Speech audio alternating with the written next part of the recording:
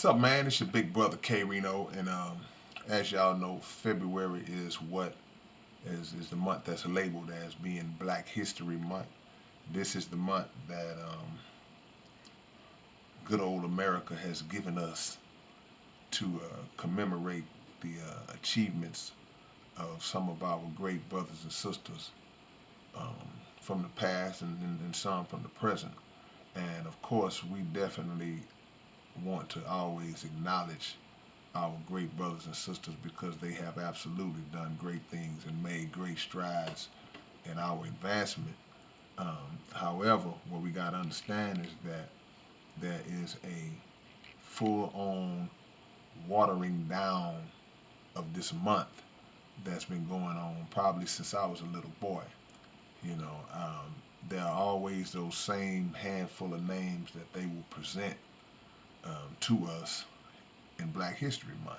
These are the people that they feel are non-threatening, and those who they have decided that it's okay to talk about them because although their contributions were great, and they were, no doubt about it, um, they want to hide the black people who were revolutionaries. They want to hide the black people who really pushed for change by any means. Um, so there are certain names that you'll never hear about. There are certain names that we didn't hear about when we were in school, and we didn't actually hear about and know existed until long after we were done with school because it was an intentional effort to make sure that you never heard who Nat Turner was. And not only who he was, but what he did and the slave rebellions that he led. And people like Sojourner Truth and Elijah Muhammad, people who have really laid the real foundation for our advancement from a fearless standpoint, from a standpoint of saying, okay, we're going to get this done by any means.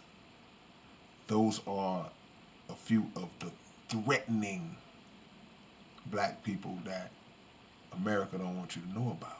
And there are many others. I'm not going to go down this long list. I just had to put out a couple of my favorites just to make us understand. So what happens is they'll toss a little bone out there and okay, well, with George Washington Carver, was very innovative in his use of the peanut and he brought that to the world and he did.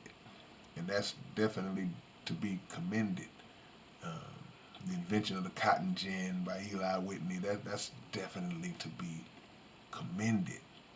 But those people who instilled a warrior spirit in black people, nah, we don't want y'all to know about them.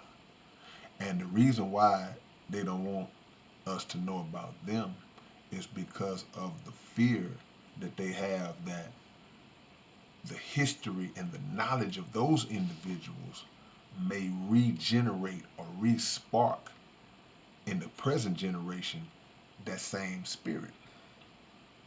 But what they don't know is that spirit is there anyway. But they also know that if it's not properly organized, then it's not as big a threat as it is if it were organized. So we have to do ourselves and our children the service of teaching black history in depth. And not just for 1 month. Because it used to be Negro History Week, and they stretched it out to a month. This happened to be the shortest month. But please believe you're talking about a people who are trillions of years old.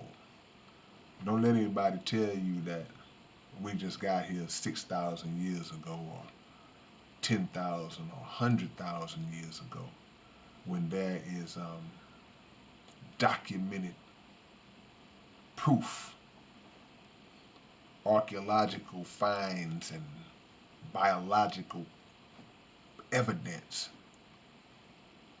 of black people remains from millions and millions of years ago. This is a fact. I'm not making none of this up. So our history goes beyond a month, and it goes beyond a few thousand years. It goes beyond the time span of a book. Keep that in mind, man. Teach your children real black history. And even if you're not black, teach your children black history, because again, we go back millions and millions and trillions of years. Africa, the birthplace of civilization where all people come from. So black history is your history too. Alright, man, it's your big brother K-Rino. Leave your comments below. Hope I gave y'all some game. Feel free to give me some back. Alright, man. Peace.